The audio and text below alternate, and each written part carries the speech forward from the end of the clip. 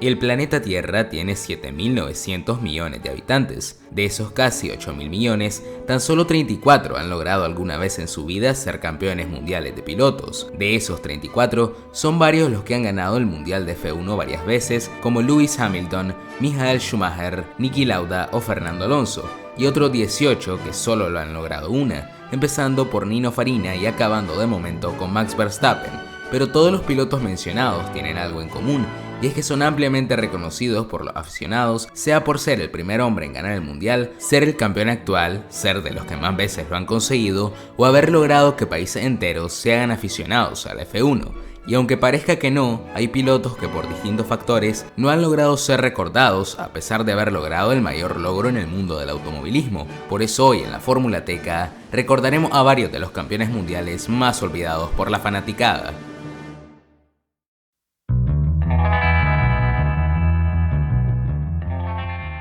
Empezando con este listado tenemos al primer campeón estadounidense de la Fórmula 1. Nacido el 20 de abril de 1927 en Miami, Phil Hill se crió en Santa Mónica, California, donde vivió hasta su muerte, y estudió Administración de Empresas en la Universidad de California del Sur, donde fue miembro de la fraternidad Kappa Sigma. Hill dejó el mundo empresarial para dedicarse de lleno al automovilismo como mecánico y comenzó a competir a una edad temprana. Fue a Inglaterra como aprendiz de Jaguar en 1949 y firmó con el equipo Ferrari en 1946. Hizo su debut en el Gran Premio de Francia en Reims 2 años después a bordo de un Maserati.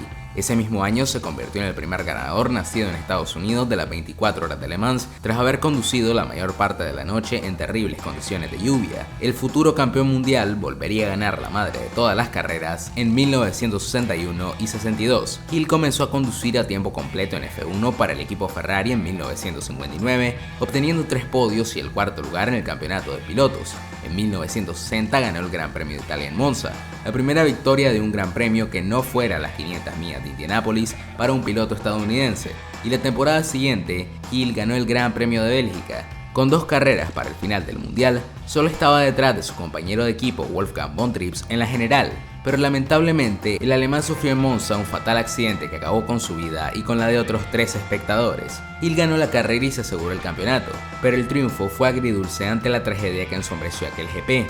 La decisión de Ferrari de no viajar a Estados Unidos para la ronda final en Watkins Glen privó a Hill la oportunidad de participar en su carrera de casa en Estados Unidos como recién coronado campeón del mundo.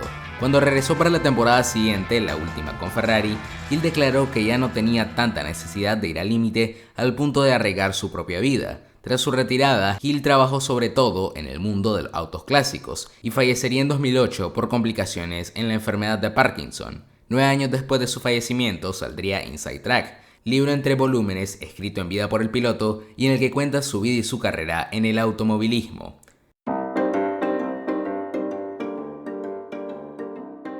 Salimos de América y viajamos hasta las antípodas, donde tenemos al último campeón australiano de la Fórmula 1. Alan Jones tiene el mérito de haber llevado a la cima del deporte por primera vez a un equipo tan histórico como Williams. Jones nació en 1946 y 29 años después debutó en Fórmula 1 de la mano de Hesketh. A finales de ese mismo año se integró al proyecto en Base Hill, reemplazando a Rolf Stommelen luego de su accidente en España.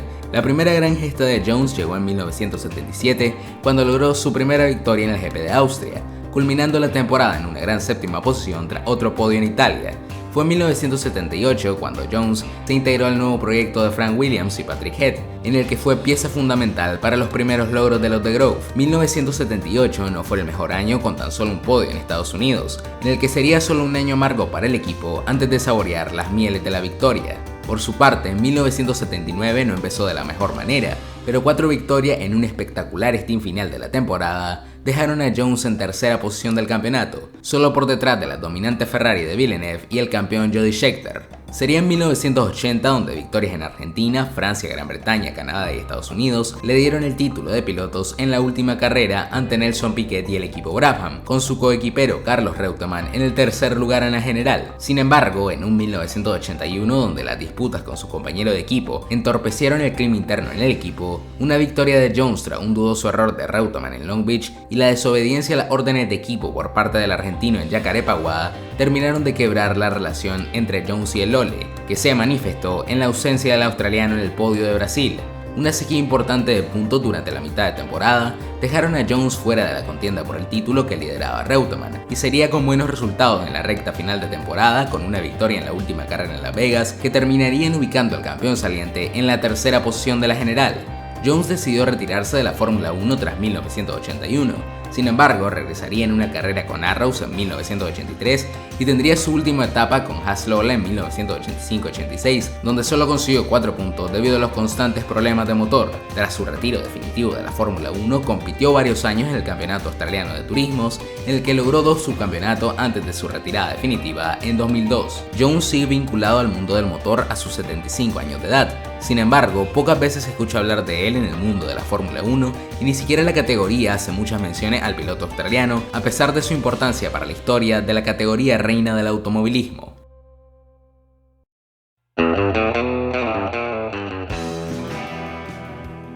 Y finalmente debemos hablar del único campeón neozelandés y probablemente el más olvidado de los 34. Y es que a pesar de ser un piloto clave en la historia del F1, la gran mayoría de los aficionados de ella no sabrían decir quién es Denny Hulme. Nacido en Motueka en 1936, Hulme entró en el automovilismo de élite como la mayoría de los pilotos de clase humilde de la época, combinando su carrera como piloto en categorías inferiores con un trabajo como mecánico para Jack Brabham en el equipo homónimo. A mediados de los 60, el dúo arrasó en el trofeo francés de F2, con Brabham ganando el certamen en 1964 y 66 y Hulme siendo subcampeón. Hulme fue tercero en las Tasman Series, campeonato de pretemporada celebrado en Australia y Nueva Zelanda en el 64. Hulme debutó con Brabham a tiempo parcial en 1965 y a tiempo completo al año siguiente. Por suerte para él, 1966 fue un año de cambios importantes para el F1, ya que se pasó de motores de 1,5 de capacidad máxima a motores de 3 litros, y nadie supo adaptarse a este cambio mejor que el jefe de Hulme, quien ganó a los 40 años de edad su tercer mundial, mientras que Denny lograba varios podios, pero debido a su gran cantidad de abandonos,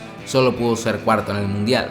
Sin embargo, su suerte cambió al año siguiente, y es que en 1967 Hulme compitió de tú a tú con Brabham, ganando cada uno 2 carreras, mientras que Jim Clark, con 4 victorias en la temporada, se vio lastrado por el peor rendimiento de su Lotus 49 con el nuevo Cosworth TFB frente a los todopoderosos Repco de los Brabham. Finalmente, Hulme venció a Brabham en la última carrera en México y se consagró como campeón mundial en su tercer año, convirtiéndose así en el primer campeón mundial en no haber logrado ninguna pole en su año de campeonato. Pero a pesar del éxito, Hulme decidió abandonar Brabham tras 1967, y es que a la vez que Brabham lograba al fin establecer Motor Racing Developments como un equipo top, otros pilotos intentaban hacer lo propio montando su equipo y monoplazas. Entre ellos estaba un rival de los años mozos de Hulme, Bruce McLaren, para quien Hulme comenzó a correr en 1968 y el éxito fue inmediato. Y es que el hasta entonces modesto McLaren se convirtió en su tercera temporada en uno de los mejores de la parrilla, logrando 3 victorias, 2 de ellas de Hulme, y siendo subcampeones del mundo de constructores tras Lotus, con Hulme tercero y McLaren quinto en el de pilotos. Hulme corrió con McLaren hasta su retirada al final de 1974, ayudando al equipo a sobrellevar momentos duros como la trágica muerte de su fundador en 1970 en Goodwood, y siendo clave a la hora de establecerlo como uno de los mejores del F1, lo que culminó en su año de retiro con un mundial de constructores para el equipo y uno de pilotos para su joven compañero, un brasileño llamado Emerson Fittipaldi. Tras retirarse, Hulme presidió brevemente la GPDA y disputó carreras de turismos e incluso de camiones. Por desgracia, la tragedia dio con Hulme en las 1000 millas de Bathurst en 1992, cuando un infarto al volante causó su muerte tras un accidente a toda velocidad.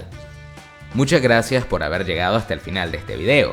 Soy Amaro Morales y recordá que nos puedes ayudar económicamente vía Patreon y podés colaborarnos dando like a este video, suscribiéndote al canal y compartiendo nuestro contenido, así como siguiéndonos en todas nuestras redes sociales. Nos vemos en el próximo capítulo de La Fórmula Teca.